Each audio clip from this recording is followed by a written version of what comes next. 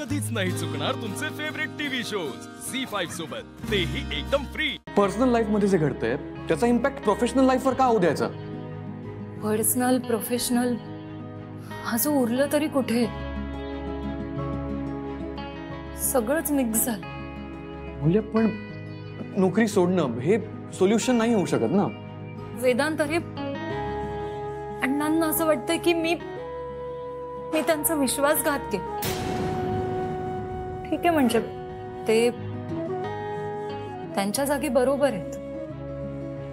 सगळंच किती फास्ट झालं ना। ताई आणि विक्रांतसाठी आपण दोघांनी गर्लफ्रेंड बॉयफ्रेंड असल्याचं नाटक केलं।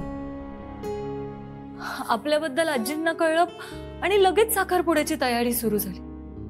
वेदांत, मी खरं सांगते, मला थोडा जरी अंदाज असता ना की हे सगळं असं होणार आहे तर मी आधीच घरी सांगितलं असतं, पण मला वेळच नाही मिळाला। ऍक्च्युली ना तिथेच चुकलीस तू सांगायला हवं होतंस ना घरी।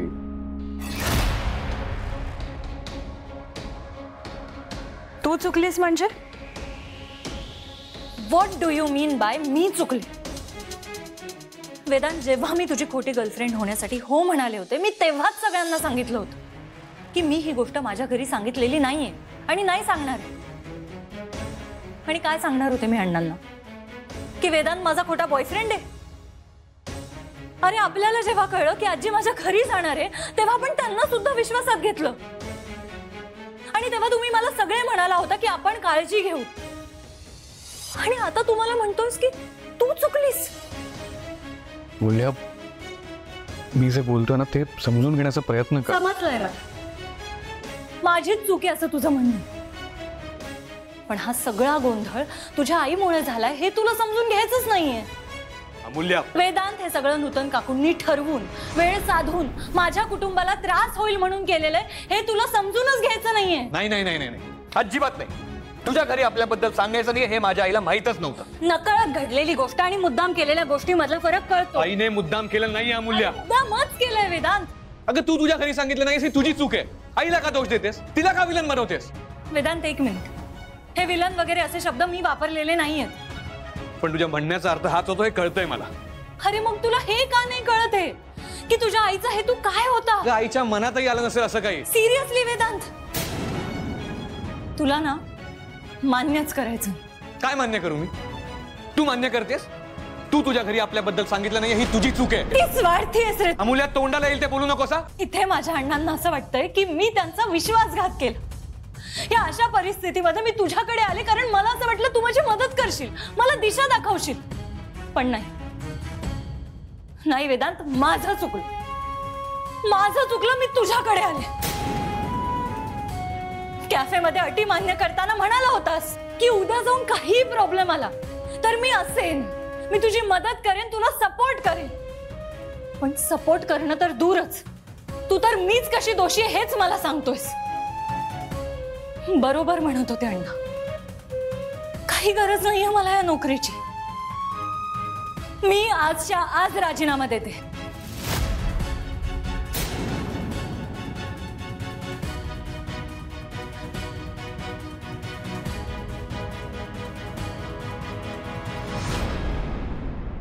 झी5 ॲप डाउनलोड करा आणि पहा सर्व एपिसोड्स एकदम फ्री। कधीच नाही चुकणार तुमचे फेवरेट टीव्ही शोज झी5 सोबत, तेही एकदम फ्री। बघ अमूल्य, मला एकदा प्रयत्न करून बघू दे। हा, तू इथे बस, मी आता जाते आणि दादाशी बोलते। हालीच।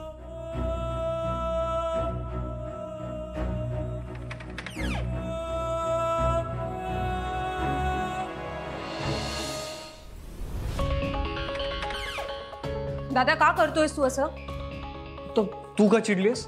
तू काय बोललास अमूल्याला? ती काय म्हणाली तुला? मला ना पटतच नाहीये तुझं वागणं। का करतोयस तू हे सगळं? का वागतोयस असा? काल जे काही झालं त्याच्यामध्ये अमूल्याची चूक होती। अच्छा, म्हणजे तिने माझी कंप्लेंट केली तुझ्याकडे? दादा, ती एक मुलगी आहे आणि तिला तिच्या घरी प्रश्नांना उत्तरं द्यावी लागणार। अरे आपल्या रिक्वेस्टमुळे ती विक्रांतसाठी हे सगळं करायला तयार झाली आणि तिने हे सगळं फक्त विक्रांतसाठी नाही केलंय, तिच्या बहिणीसाठी सुद्धा केलंय. अरे पण दादा, काल जे काय झालं ते आपली आई मध्ये आली आणि सगळं अचानक बोली म्हणून झालंय ना. अगं मग माझं एवढंच म्हणणं आहे की जर तिने तिच्या घरी सगळं सांगितलं असतं तर एवढा प्रॉब्लेम नसता झाला. अरे पण तू समजून का घेत नाहीयेस? तिने आपल्याला सांगितलं होतं की तिच्या घरी काहीही कळू द्यायचं नाहीये. मग या सगळ्यामध्ये तिची चूक कशी? मग यात माझी काय चूक आहे? चूक आपल्या आईची आहे दादा. त्यामुळे तू अमूल्याला दोष देऊ नकोस. सो आता तू तिची बाजू घेऊन माझ्याशी भांडणार आहेस? हो, कारण तुला कळतच नाही तिची आता काय अवस्था झालीये ते. जरा विचार करणार आता, तिच्या घरी काय परिस्थिती असेल आता. अमूल्याचं आणि तिच्या अण्णांचं नातं कसं आहे हे तुला वेगळं सांगायची गरज नाही. आता अण्णांना असं वाटतंय की तिथे विश्वासघात केलाय त्यांचा. अशा वेळी आपण नाही समजून घ्यायचं तिला तर कोण समजून घेणार आहे?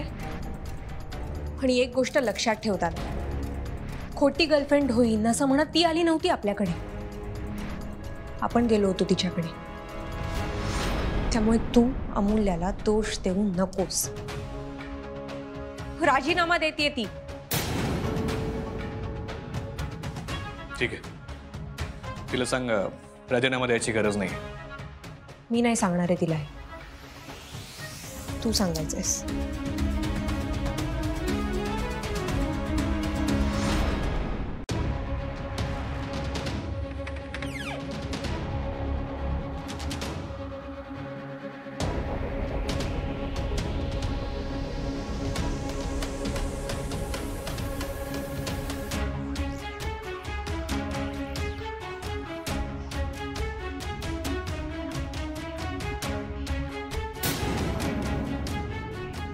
वेदांत वानखेडे, माझा राजीनामा.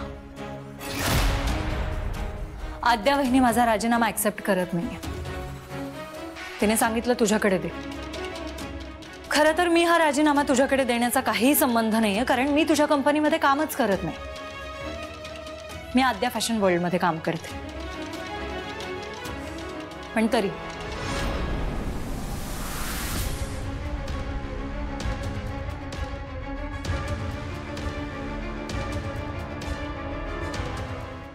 झी5 ॲप डाउनलोड करा आणि पहा सर्व एपिसोड्स एकदम फ्री.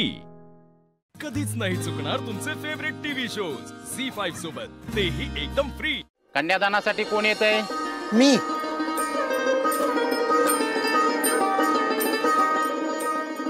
थांबा.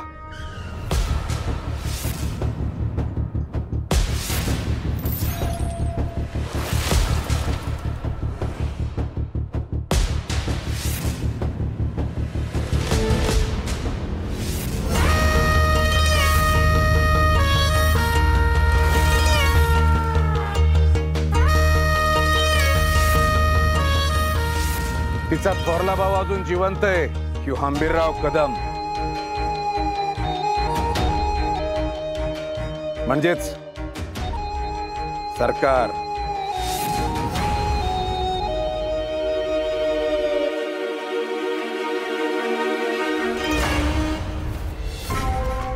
नमस्कार. आणि मी ह्यांची बायको मनीषा हंबीरराव कदम. म्हणजे सरकार.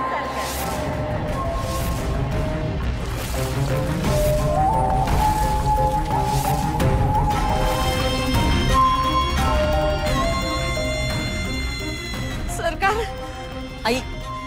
सरकार. सरकार. अहो कुठे गेला होता तुम्ही? किती शोधलं तुम्हाला? अहो असं आपलं घर संसार सोडून कुणी जात का सांगा बरं? एवढं शोधलं, कुठं नाही शोधलं मी तर आशाच सोडली होती बघा. तरी आपली मला सारखं सांगायची की सरकार नक्की घरी परत येणार, सरकार नक्की घरी परत येणार म्हणून. ती म्हणत होती तसंच झालं बघा. आणि तुम्हाला असं एकदम सुखरूप बघून मला लई भारी वाटायला लागलंय. हो रुक्मिणी, तुला काय कळत नाही का? जरा भानाव ये. अगं काय याडबीड लागलं तुला का? गंमत वाटती सगळी. आता आमच्या दोघांचं लगीन झालंय, सरकारांचं आणि माझं.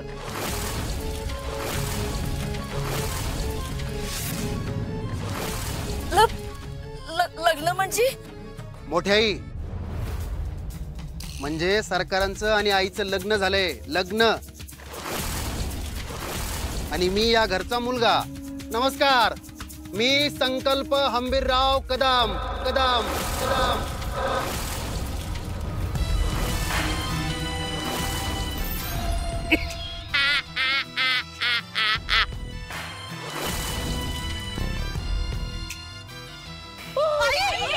काके काके दिव्या पाहिजे दिव्या.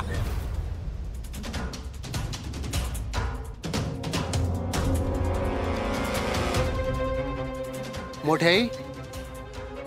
हाय हाय हाय. ए इकडे ए इकडे काय कोळ्यागत बोलताय निघितोल. लगत मी बोलतोय का तू तुझी काकी? या दोघांच्या गळ्यात हार दिसतात ते काय सत्काराचे हार नाहीत. ग्रामपंचायतनं सत्कार नाही केला त्यांचा परत आले म्हणून. वरमाळा आहेत त्या वरमाळा. ते बघ आईच्या गळ्यात मंगळसूत्र दिसतंय का? हे सरकारने घातले स्वतः त्यांच्या हाताने. विचार. ए ढोबळे अगं अर्जुन तुझं पोलिसी खाके इथं दाखवू नकोस, कळलं ना? झी5 ॲप डाउनलोड करा आणि पहा सर्व एपिसोड्स एकदम फ्री. कधीच नाही चुकणार तुमचे फेवरेट टीव्ही शोज झी5 सोबत, तेही एकदम फ्री. 1 मिनिट.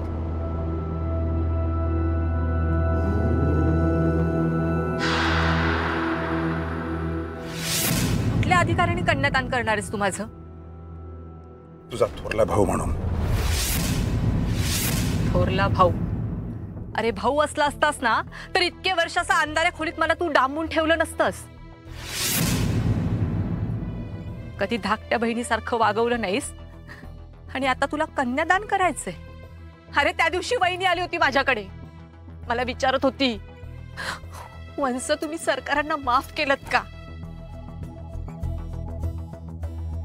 मी तिला म्हणाले दादाविषयी माझ्या मनात आता कुठलाच राग नाहीये, मी त्याला माफ केलंय. लय बरं वाटलं रे तिला. आणि तू तिला दोष देतोयस. लय वर्षांपूर्वी मी तुझ्याकडून कन्यादानाचा हक्क हिरावून घेतला होता, पण आता तो कन्यादानाचा हक्क मी तुझ्याकडून मुद्दामून काढून घेते.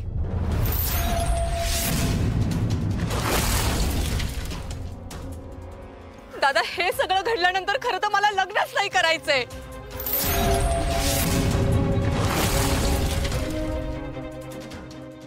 अनिल मला माफ कर. माझ्या घरावर जे संकट आलंय त्यामुळे मी तुझ्या बरोबर नाही येऊ शकणार. माझ्या माणसांसोबत मला इथं राहायला पाहिजे. झालं या ईडीच्या नशिबात ना लगीनच नाहीये. पहिल्यांदा काय तर लगीन ठरलं होतं तर त्याच्यातून पळून गेली, आणि आता काय एवढं लगीन झालंय तर त्याच्यात बी तिला मोडता घालायचंय. आपशे कोणी म्हणतात ना. मनीषा, ह्या सगळ्याला तूच कारण आहेस.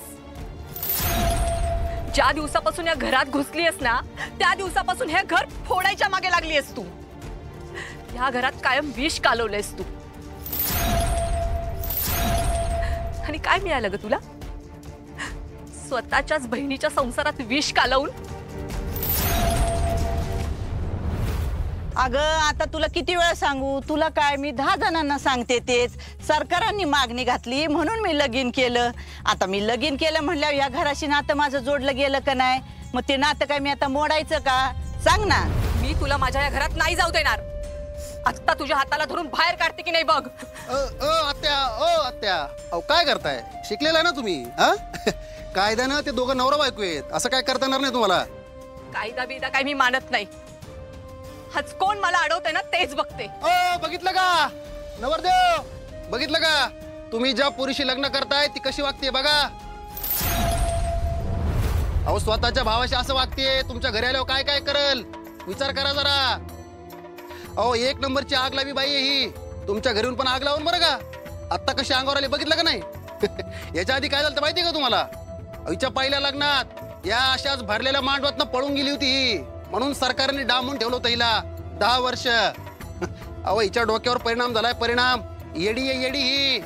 तुम्ही तर शहाणे आहेत, शिकलेले आहेत. अजून पण वेळ आहे तुमच्याकडं, विचार करा. करायचं का लग्न? ओ नवरदेव येतंय का ऐकू? कानातले बोळे काढा, ते बोला काहीतरी.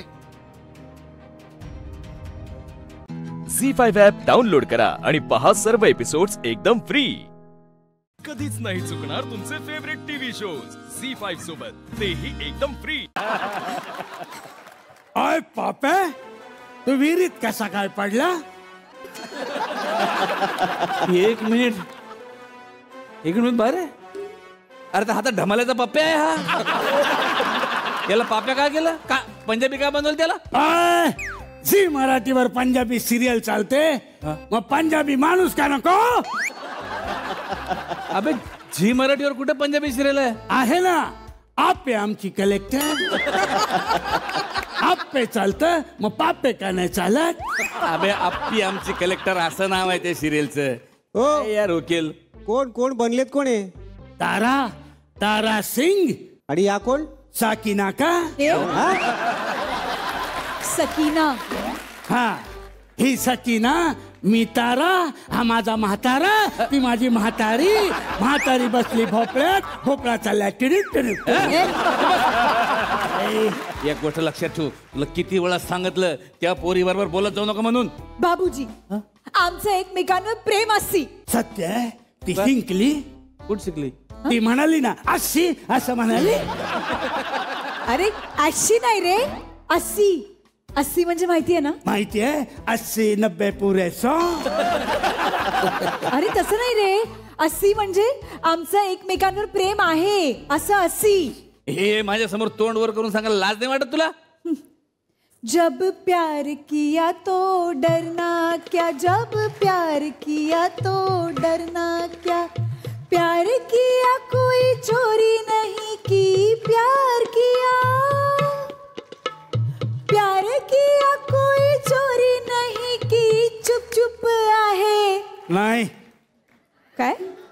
चुप मी कवच सोडलं. तू म्हणालीस ना चुप आहे का, मी कवच सोडलं. अरे तसं नाही रे, चुप आहे भरना क्या, जब प्यार किया तो डरना क्या. अगं बया, म्हणजे या दोघांचं लपडं बिपड आहे का काय? लपडं असेल तुमचं, आमचं प्रेम आहे शुद्ध प्रेम, प्युअर प्रेम. शुद्ध प्रेम? अरे डोक्याला पाम तेल लावते हा, आणि हा शुद्ध प्रेम करणार आहे. ओए तात्या, ये हाथ देखा क्या? मजदूर का हाथ है, लोहा पिलगा के. पिलगा के काय? ओहो होला पिलगा के. पोहा पिवला है. लोहा पिघला के आकार बदल देता है. लोहा पोहा आकार बदला बोल. अबे ते बोलायला शिक ना पहिले काय आहे ते, आणि मग कर ऍक्शन काय करायचे ते. ये 2.5 किलो का हाथ है. ये किसी पे पड़ जाए ना तो आदमी उठता नहीं, उठ जाता है. कस काय? माणूस जेवायला बसला की मी याच हाताने त्याला सांगतो तुझ्या खांद्यावर नाक तोडाय, मग माणूस जेवणाचं ताट सोडून उठत नाही, उठ जाता है. झी5 ॲप डाउनलोड करा आणि पहा सर्व एपिसोड्स एकदम फ्री. कधीच नाही चुकणार तुमचे फेवरेट टीव्ही शोज झी5 सोबत, तेही एकदम फ्री. चुप बस. ते गदर पिक्चर पाहून आला आणि भलतपणा करून आला काहीतरी. अबे तो ओरिजिनल सनी देवल पा, कसा पैलवान माणूस आहे पैलवान. तू पा भुसा भरलेलं पोतं वाटतं नुसतं. या मॅडम जीवर माझं प्रेम आहे पप्पा. हिला काय म्हणलं तू? मॅडम जी. हिला मॅडम जी म्हणलं? हा. आणि त्यो पारबेजी बिस्किटचा पुडा. आमचं एकमेकांवर खूप प्रेम आहे पप्पाजी. आम्ही एकमेकांवर बेमतहा प्यार करत असती. हे ठीक आहे, पण हे तुझ्या चायनीज आई बाबाला कळलं तर? कळलं. काय बोलणार आहेत तर? आम्ही बोलणार नाही, आम्ही डायरेक्ट गोळीच घालणार.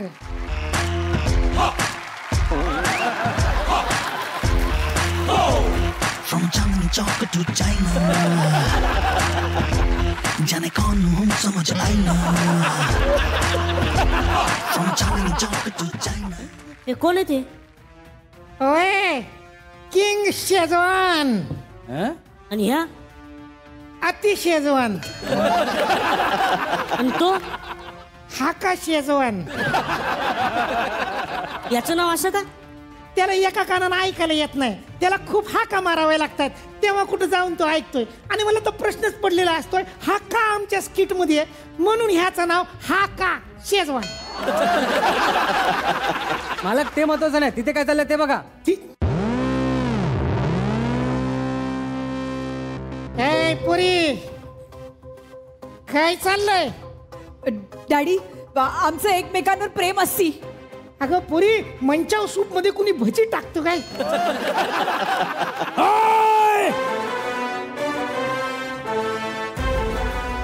ओय अप्सरा आली. इंद्रपुरी तून खाली.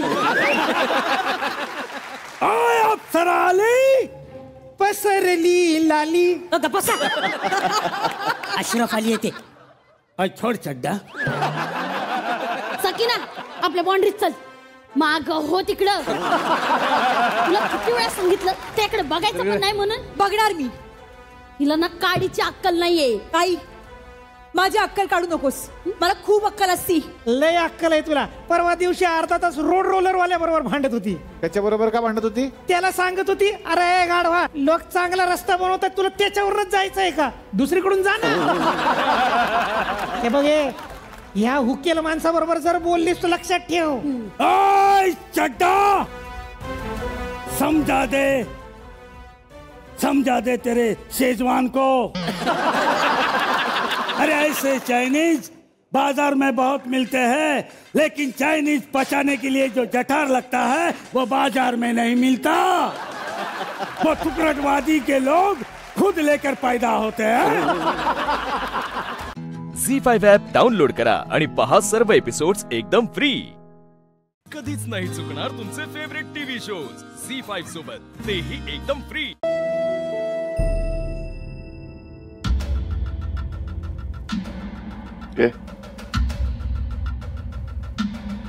रे आता काय तुझं? तू कशाकडे काम करतो ना? किती पैसे मिळत असतील रे तुला? 15-20 हजार. त्याच्याशी तुला काय देणं घेणं आहे? मी कोण आहे तुला माहितीये? मी कोण आहे, मी काय आहे, माझी काय प्रतिष्ठा आहे, मी किती श्रीमंत आहे माहिती?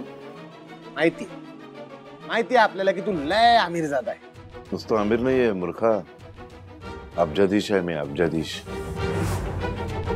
मी तुला करोडो रुपये देऊ शकतो. करोडो रुपये घेऊन निघून जा. मला सोडवायला मदत कर. हा काय देणार आहे तुला? काही नाही देणार. मला सोडव इथनं. मी तुला खूप पैसा देईन. खूप सुखात राहशील तू. तुझी सगळी स्वप्न पूर्ण होते.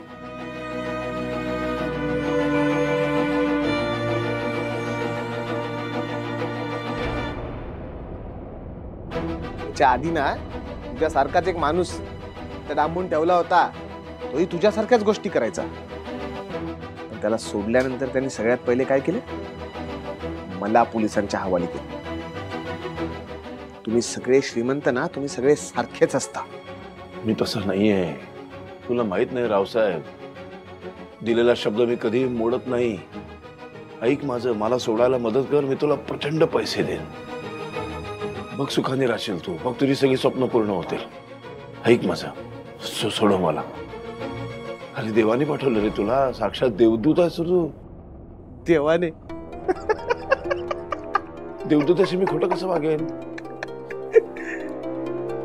मानलं रे, मानलं. चाल, मानलं मी तुझ्यासाठी देव आहे. पण त्या सैतानाचं काय?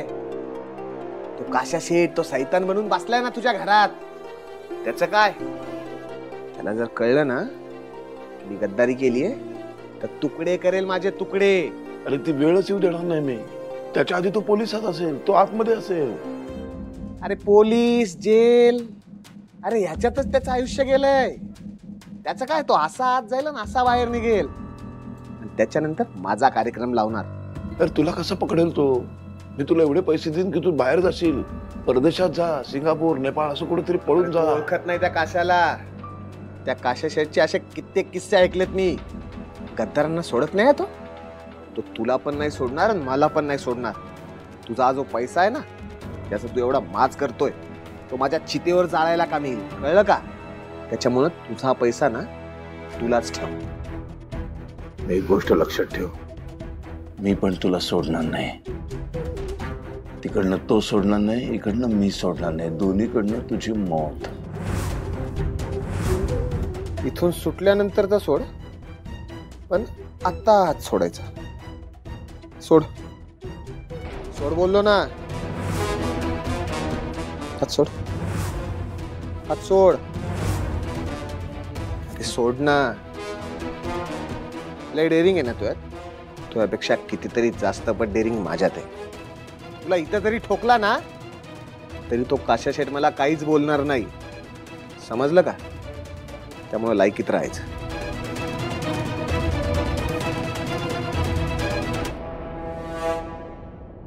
झी5 ॲप डाउनलोड करा आणि पहा सर्व एपिसोड्स एकदम फ्री. कधीच नाही चुकणार तुमचे फेवरेट टीव्ही शोज झी5 सोबत, तेही एकदम फ्री. अगं अगं अगं नाही नाही, उठ उठ. माय पाय नको पडू. मी अजून तुझ्यासारखी विद्यार्थिनीच आहे. लय शिकायचंय. हे आपले गुरु आहेत, यांच्या पाया पड. हो. असू दे बाळा, असू दे असू दे असू दे असू दे असू दे. कल्याण. अरे तुला सांगू का, ज्याचं शिक्षण घेण्याचं वय आयुष्यात कधी संपतच नाही तो जगातला सर्वोत्कृष्ट विद्यार्थी असतो. पण चांगले संस्कार आहेत मुलांवर, नाही म्हणजे नक्कीच एक चांगली पिढी घडणार, काहीच शंका नाही. पण मुक्ता, अगं ह्या मंजूला माझ्यापेक्षा तुझ्या आशीर्वादाची जास्त गरज आहे. तू खूप मोठी कलाकार आहेस, मी एक आपला साधा छोटा कलाकार आहे. काका असं म्हणू नका. कलाकार हा कलाकार असतो, छोट मोठं काही नसतं. तुमचं नशीब आडवं नसतं ना आलं तर तुमचं नाव सगळ्या लोकांच्या ओठांवर असतं. आणि तुम्ही लय मोठे कलाकार आहात हे जरी जगाला माहिती नसेल ना तरी मला माहित आहे. असू दे असू दे. ये. वा. हे घे. हे अशी. आता माझ्याकडे बघ. हा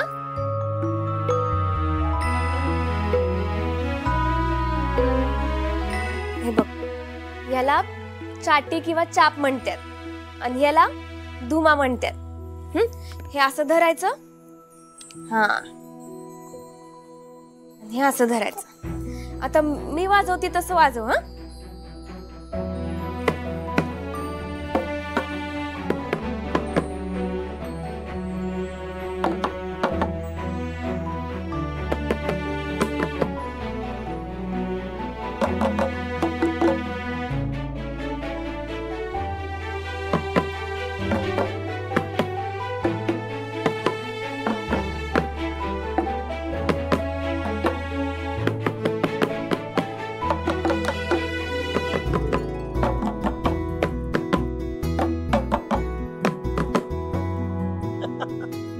वा वा.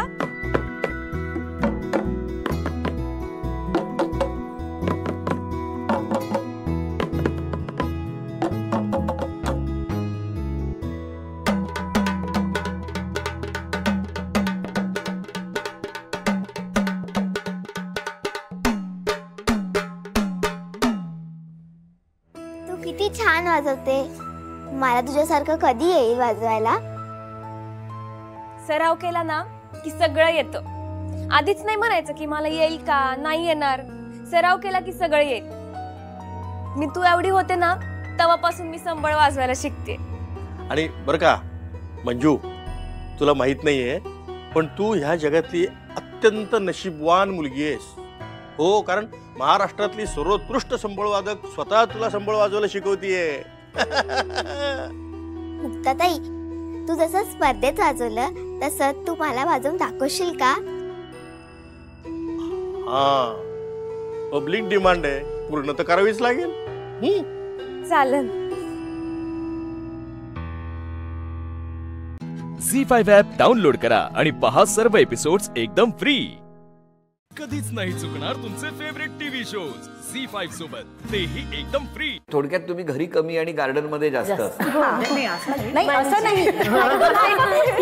ऍक्च्युली आम्ही ऑफिशियली आहोत आम्ही ऑफिशियली आणि आमच्या मैत्रीत आणखीन एक महत्त्वाचा रोल असेल ना तर ते तुम्हाला आश्चर्य वाटेल, माणसांचा नाही, एका छोट्या कुत्र्याचा. म्हणजे हिच्याकडे हिची बिट्टू नावाची कुत्री आहे, ही घेऊन यायची आम्ही सगळं, आणि आमची मुलं त्या कुत्रीच्या मागे जायची वगैरे, आणि मग आम्ही असं खेळून मग आमची सगळी मुलं अजूनही तिला मावशी किंवा नाही बिट्टूची मम्मी असं सांग म्हणतो.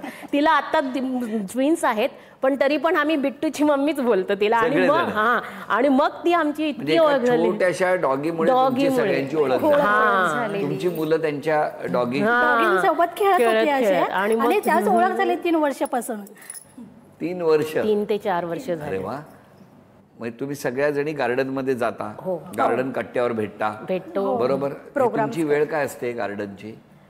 संध्याकाळी 6 नंतर आम्ही भेटतो तर आम्हाला म्हणतात 11 वाजेपर्यंत आमचे कार्यक्रम असेल तर 11 वाजतात, नाहीतर मग एरवी आम्ही 9-10 वाजेपर्यंत असतो गार्डन मध्ये. आम्ही 3 तास तर मिनिमम असायला हवेत स्वतःसाठी. का हो म्हणजे मला सांगा. म्हणजे घरी दिवसभर करून ऑफकोर्स थकून जातो माणूस. पण तुमच्या मिस्टरांचं काय म्हणणं असतं मग? नाही, त्यांना बरंच आहे ना शांतता, त्यांनाही शांतता आणि आम्हाला त्यांना आता थोडासा विरंगुळा मिळतो की ठीक आहे 3 तासासाठी गेली आहे तर मला थोडा ऑफिसचे फोन्स कॉल आहेत किंवा काय. आणि घरात चिडचिड होते कधी कधी, तर काय म्हणतात की आता ही आज फारच मला चिडचिड करतेस ना, जरा गार्डनला जाऊन ये.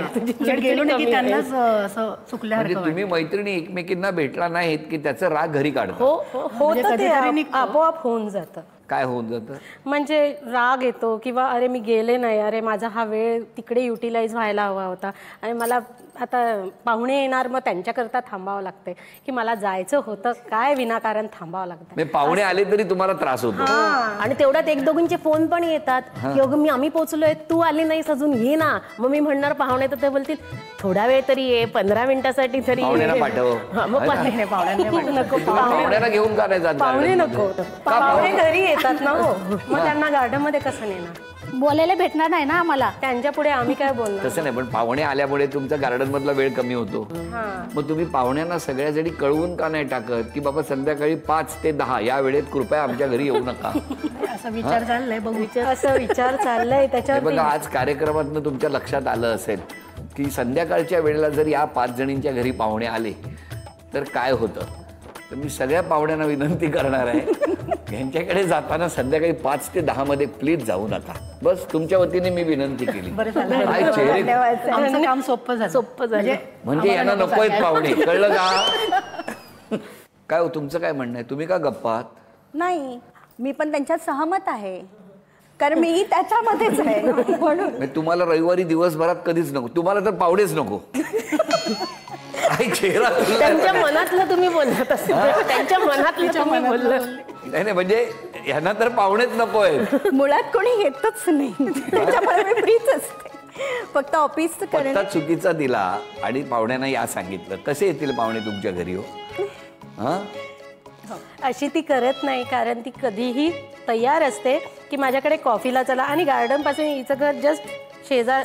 तुम्ही 5 जण आलेले आवडतं, पाहुणे आले ना तिथे प्रॉब्लेम होतो थोडा. कोणाला प्रॉब्लेम होतो सांगा. झी5 ॲप डाउनलोड करा आणि पहा सर्व एपिसोड्स एकदम फ्री.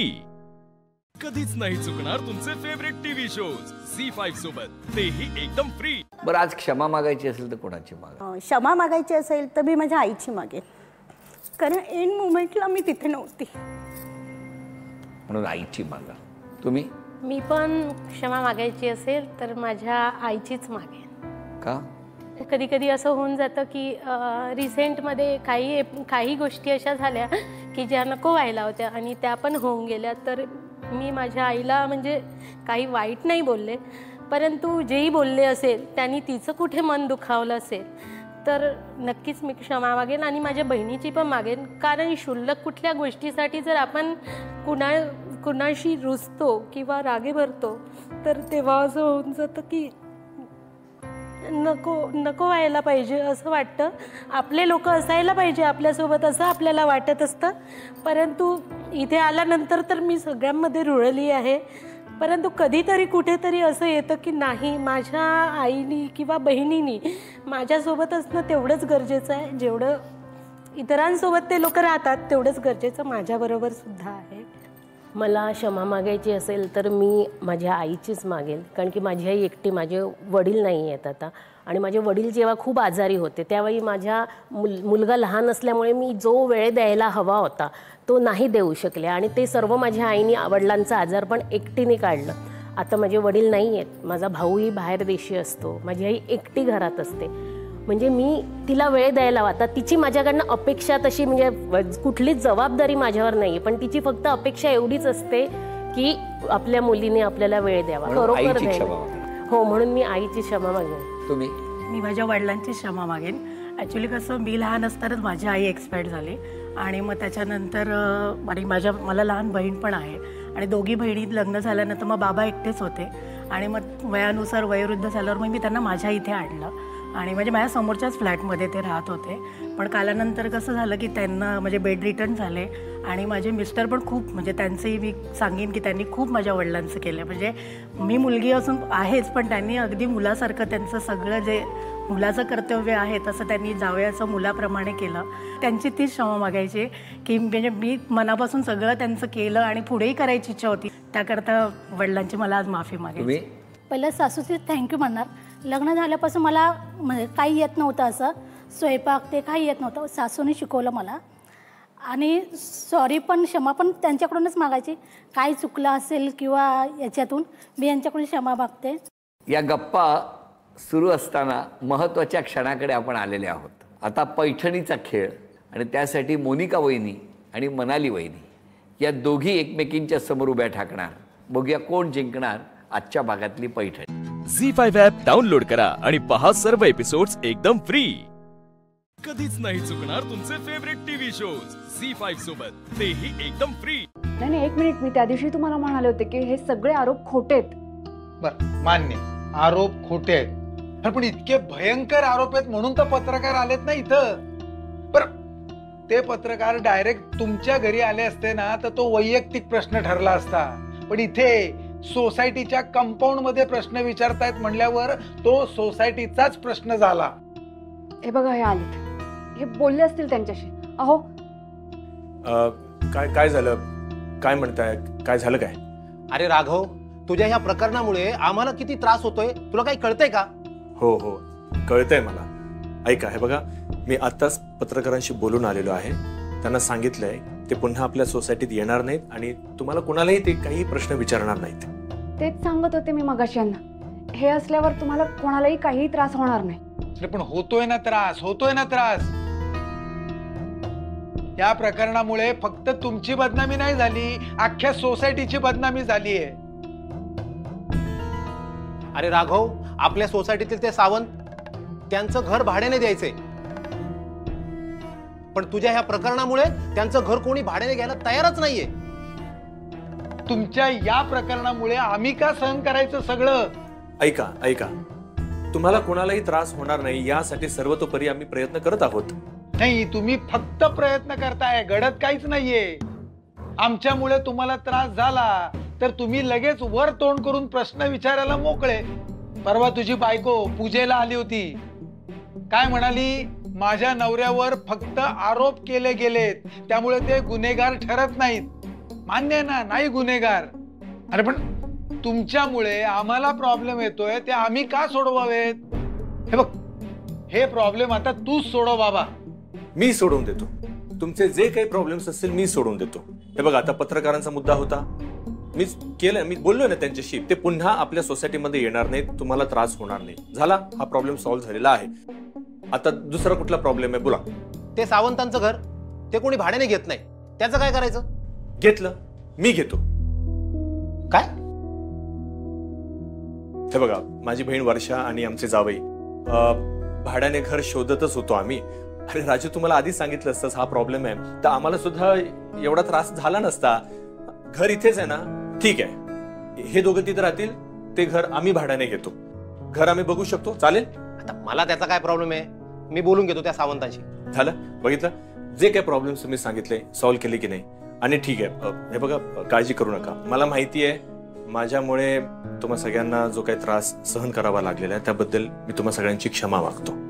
हां, आणि कसं आहे, हो, हे जे काही प्रॉब्लेम्स होत आहेत ना ह्या प्रकरणामुळे, माझं कुटुंब सुद्धा त्याच्यामध्ये होरपळत आहे. आणि बहुधा मी तुम्हा सगळ्यांना आमच्या कुटुंबातलाच एक भाग मानत आलेलो आहे आणि म्हणून तुम्हाला सुद्धा तो त्रास सहन करावा लागलेला आहे. पण मी तुम्हाला आता सांगतोय, ह्यापुढे तुम्हाला त्रास होणार नाही. मी यासाठी सगळे प्रयत्न करेन. अगदीच गरज पडली तर मी ह्या लोकांवर कारवाई करायला सुद्धा मागे पुढे बघणार नाही. हे बघ रे बाबा, लवकरात लवकर तुझ्या या प्रकरणाचा निकाल लागू दे, म्हणजे कोणालाच काही त्रास होणार नाही. झी5 ॲप डाउनलोड करा आणि पहा सर्व एपिसोड्स एकदम फ्री. कधीच नाही चुकणार तुमचे फेवरेट टीव्ही शोज झी5 सोबत, तेही एकदम फ्री. म्हणजे खरं तर माफ करा, आम्हाला दोघांनाही ना एक गोष्ट जाणून घ्यायची होती तुमच्या दोघांकडून. तुम्ही एवढा मोठा निर्णय घेताय, घर सोडून आलाय, इथे राहणार आहात, म्हणजे असं नाहीये ना ते की वाद झाला म्हणून तुम्ही इथे आपल्या घरी 4-5 दिवसांसाठी आलात, डोकं शांत झालं, पुन्हा तुम्ही तुमच्या घरी गेलात, असं नाहीये. तुम्ही खूप टोकाची गोष्ट करायला निघालात आज. आणि नंदूदादा, तुम्ही 40 वर्षापासून तुमच्या आईंसोबत राहताय. मावशींनाही वाईट वाटलं असणार ना या गोष्टीचं. आम्हाला दोघांनाही जाणून घ्यायचं होतं नेमकं काय घडलं की तुम्ही घर सोडून आलाय तिथे. वहिनी, दादा, तुम्हाला सांगितलंय आम्ही. नाही नाही, नेमकं नाही सांगितलंय पण तुम्ही.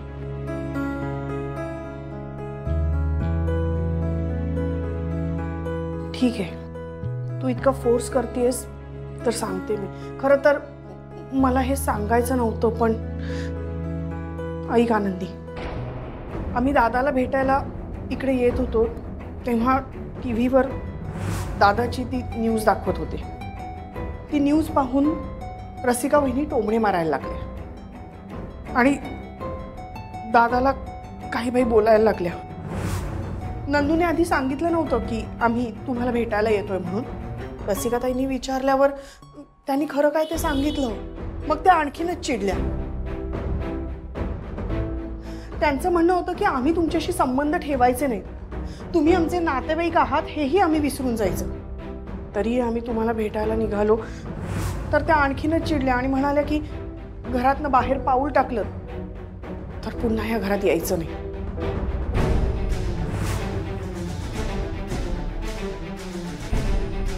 एवढं सगळं होऊनही आम्ही इथे यायला निघालो. मग आई म्हणाल्या की तुम्ही जा. आम्हाला वाटलं की आई आमच्या बाजूनी आहे, पण त्यांचं म्हणणं होतं की नंदूने मला माहेरी सोडावं आणि घरी परत जावं.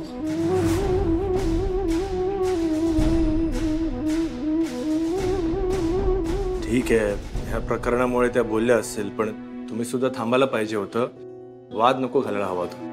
नाही, कसं आहे दादा की माझ्या आईची आणि ताईची चूक असताना वर्षाचं माहेर तुटलेलं मला कसं चालेल. कसं आहे ना दादा की तुम्ही दोघंही आम्हा दोघांसाठी खूप महत्वाचे आहात. आम्ही आता दोघेही एकत्र राहतोय. आमचं जे काही नातं आहे ते फक्त तुम्हा दोघांमुळे. आम्हाला जेव्हा गरज होती तेव्हा तुम्ही दोघेही तुमचे प्रॉब्लेम्स बाजूला ठेवून आमच्या पाठीशी उभे राहिलात, आणि आता तुमच्या आयुष्यात एवढा खूप मोठा प्रॉब्लेम आला तर तुमच्याशी बोलायचं नाही, संबंध ठेवायचा नाही. आणि आम्ही असं केलं असतं तर आमचं मन आम्हाला आयुष्यभर खात राहिलं असतं. हो की नाही वर्षा?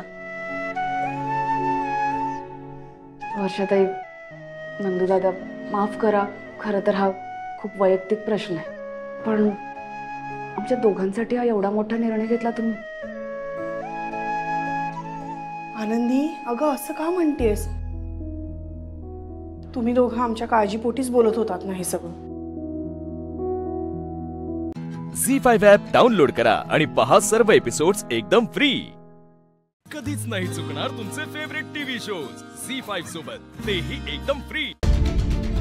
त्यांना हा फोटो हवा होता. साहेब, आपले सगळे संशय खरे ठरलेत. म्हणजे इंद्राणी ताईंना नक्कीच देवी आईचं वरदान आहे. याचा अर्थ वरदान असलेले आम्ही तिघे होतो. मनोरमा आजी, इंद्राणी ताई आणि मी. आणि सगळ्यात महत्वाची गोष्ट, मनोरमा आजीच इंद्राणीताईंच्या आई आहेत.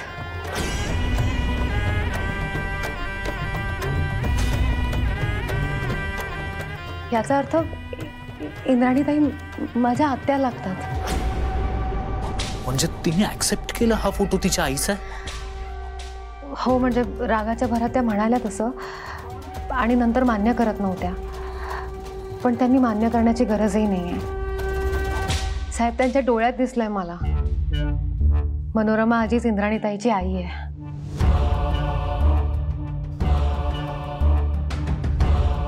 आता फक्त मनोरमा आजीला फसवणारा तो माणूस कोण होता ते कळलं की हे कोडं सुटेल.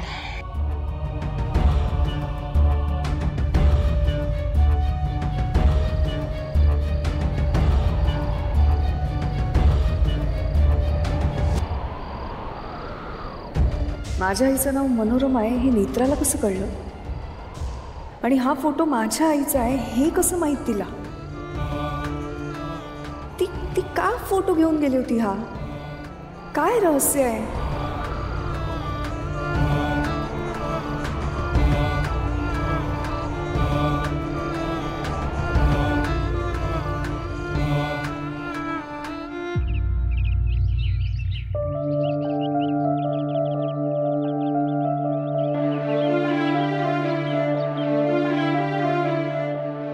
इंद्राणी तुझी आत्या आहेत त्या माझ्या.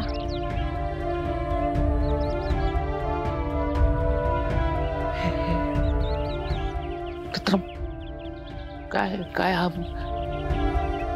विचित्र योग आहे. काय म्हणायचं काय आलं? योगायोग, नियती, चमत्कार सगळंच अवघड आहे.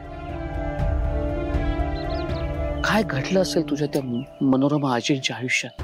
साहेब, मनोरमा आजी गाव सोडून गेल्यानंतर काय झालं, ती कुठे गेली कोणालाच माहीत नाही आहे. त्यामुळे त्यानंतर आजीला किंवा इंद्राणी आत्यांना काय काय भोगावं लागलं, काय सोसावं लागलं आपल्याला कल्पना सुद्धा नाही आहे. नाहीतर कोणाचं आईबद्दल लपवून ठेवतं.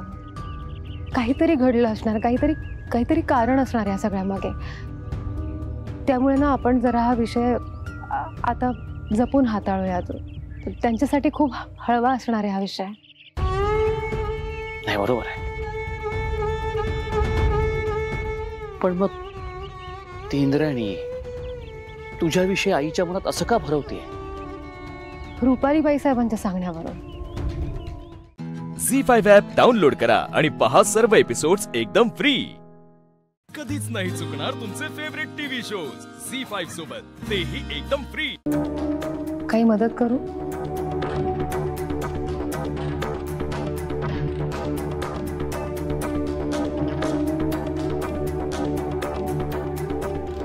तुम्ही खूप अस्वस्थ दिसताय. काय झालं? मी अस्वस्थ असेन, आनंदी असेन, दुःखी असेन, तुला काय करायचंय?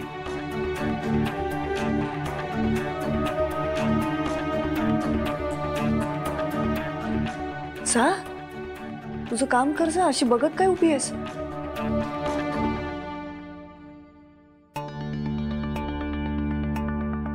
मी तुम्हाला मागेही म्हणाले होते, तुम्हाला लोकांचं मन वाचता येतं.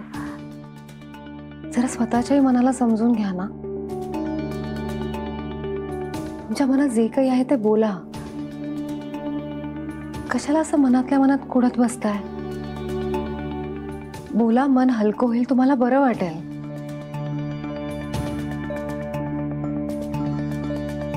तुम्ही कशाला एवढं मनावर ओझं ठेवून जगताय?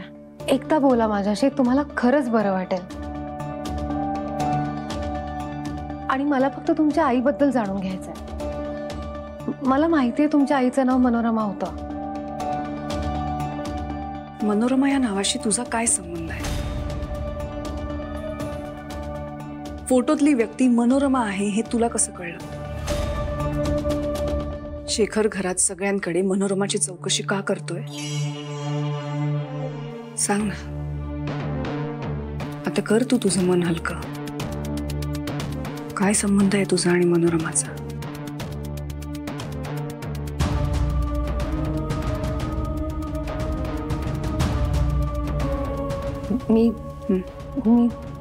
मी तर तुम्हाला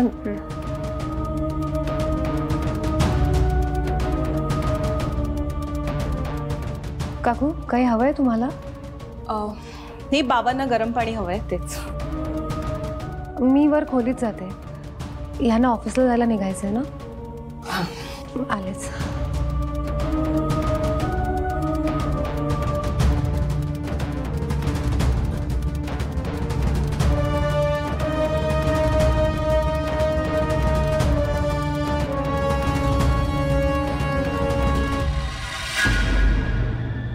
आई ही 2 लिक्विड्स आहेत, ती दिवसांना 3दा घ्यायचे आहेत आणि ह्या गोळ्या रात्रीच्या आहेत. इथे ठेवतो. बाकी डॉक्टरनी जी पथ्यपाणी सांगितले ती आपल्याला व्यवस्थितच पाळावी लागतील. काय बाबांना माइल्ड अटॅक आला होता, त्यांना आता यापुढे खूप जपावं लागणार आहे. त्यांची खूप जास्त व्यवस्थित काळजी घ्यावी लागणार आहे. आई हे बघ, डॉक्टरनी जे मला सांगितलं ना ते मी तुला सांगितलं. तू आता जास्त टेन्शन घेऊ नकोस. मी हे सगळं फक्त एवढ्या करताच सांगितलं की त्यांची आता खूप जास्त काळजी घ्यायची. काळजी घेईन रे मी. पण पण काय? शेखर, तुझा माझ्यावर विश्वास आहे ना? आई हा काय प्रश्न आहे? तू माझी आई आहेस. मग मला समजून घे. ह्यांना हार्ट अटॅक आला ना, त्या दिवशी हे अगदी शांत झोपले होते. पण नेत्रा आली आणि मग आई पण झी5 ॲप डाउनलोड करा आणि पहा सर्व एपिसोड्स एकदम फ्री. कधीच नाही चुकणार तुमचे फेवरेट टीव्ही शोज झी5 सोबत, तेही एकदम फ्री. अश्विनी, अगं बोल ना काहीतरी. किती चिडचिड करतेस? आता काय या विषयावर बोलणारच नाहीयेस का? बोल ना काहीतरी. काय बोलू आणि कशासाठी बोलू? मी सांगितलं होतं ना तुम्हाला दोघांना की सर्टिफिकेट मिळाल्याशिवाय मी कोणतीही ऑर्डर घेणार नाही. बिझनेसचा विचार नंतर करू. पण नाही ऐकलं, तुम्ही गोंधळ घातलात. आणि शिल्पी, तुला तर निक्षून सांगितलं होतं मी, सगळ्यात जास्त महत्वाचं म्हणजे तुझी तब्येत आहे आणि तुझं बाळ.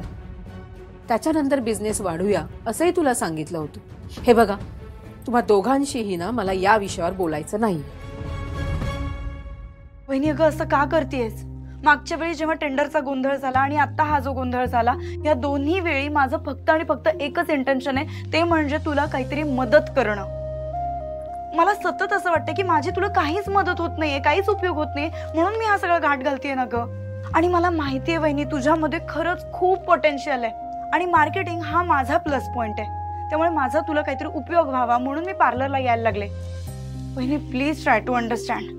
हे सगळं आपल्या सगळ्यांच्या चांगल्यासाठी चालू आहे.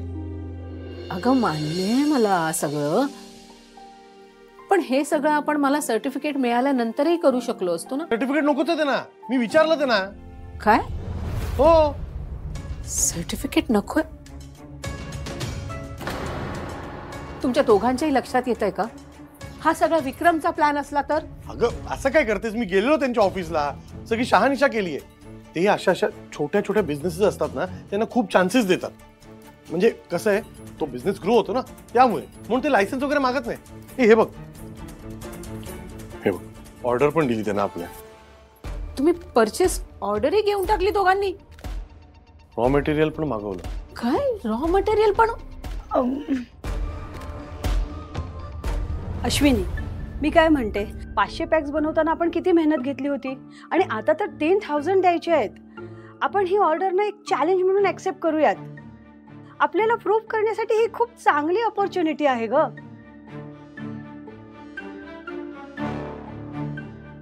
ठीक आहे, तुम्ही तिघांनी ठरवूनच टाकले ना, मग मी काय बोलणार. तुम्हाला जे काही करायचे ते करा,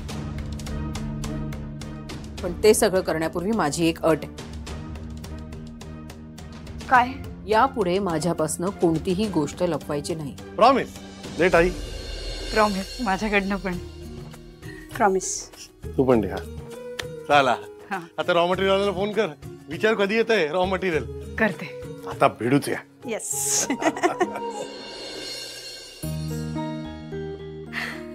वाव, हे तर खरंच गुड न्यूज आहे. आता सगळ्यांनी जोरात कामाला लागलं पाहिजे. हो बाय. काय मॅडम, काय झालं? अगं आई 10,000च्या डील साठी हो म्हणाली. वाव, तुम्ही उगीच टेन्शन घेता. मला माहिती होतं काकू नक्की कन्व्हिन्स होणार. हो, पण आईने एक प्रॉमिस घेतलंय की यापुढे तिच्याशी कोणीच खोटं बोलायचं नाही म्हणून. मय, तू पण अगदी काकूंसारखीच आहेस. तुला पण खोटं बोललेलं आवडत नाही ना? मयो, तुझ्याशी जरा बोलायचं होतं. बोल ना ग. मग तू प्रतीकवर चिडली आहेस का? म्हणजे त्याने बर्थडेला एवढं सुंदर गिफ्ट पाठवलं, पण तू त्याबद्दल माझ्याशी काहीच बोलली नाहीस.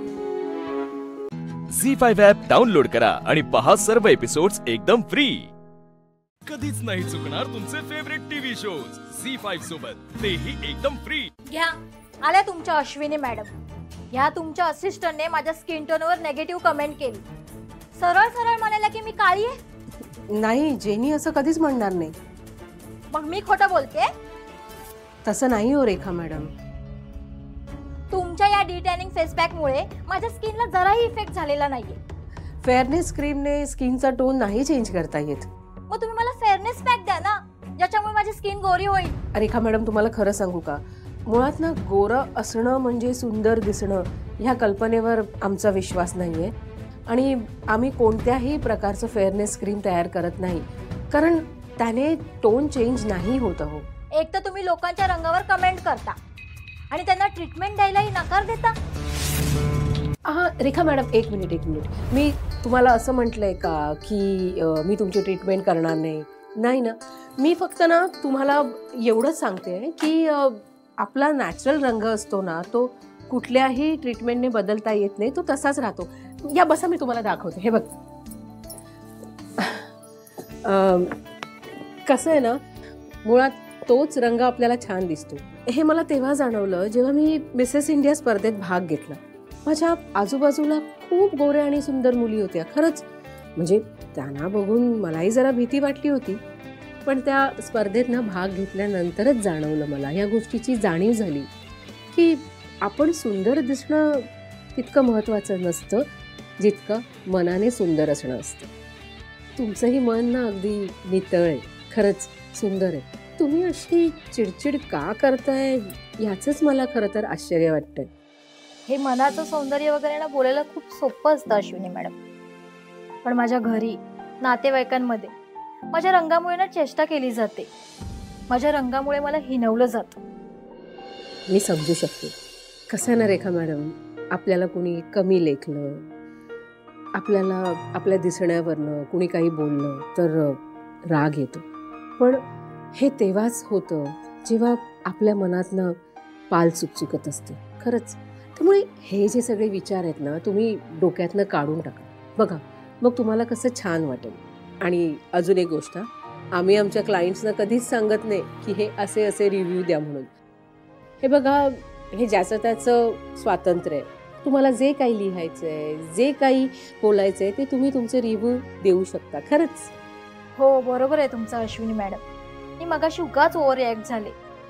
खरंच मला नेगेटिव्ह रिव्ह्यू नव्हते द्यायचे. जाऊ देऊ, कधी कधी स्ट्रेस असला ना की ह्या सगळ्या गोष्टी होतात. बरं, आपण तुम्हाला डिटॅनिंग फेशियल करायचं का? आणि त्याच्यानंतर ना ओझोन ट्रीटमेंट सुद्धा देते, म्हणजे तुम्हाला कसं फ्रेश वाटेल. हो, चालेल. एक मिनिट. जेनी, ते डिटॅनिंग फेशियलचं किट आणून देते जरा. येस. एक मिनिट, जरा माझा फोन वाजतोय, बघू का?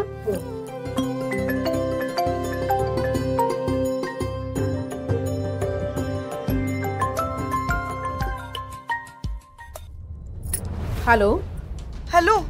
अगं कुठे आहेस तू? अगं पार्लरमध्ये मी. ऐक ना, खूप मोठा प्रॉब्लेम झालाय. प्लीज तू घरी ये, प्लीज पटकन ये. आणि गोंधळ झालाय काय शिल्पी?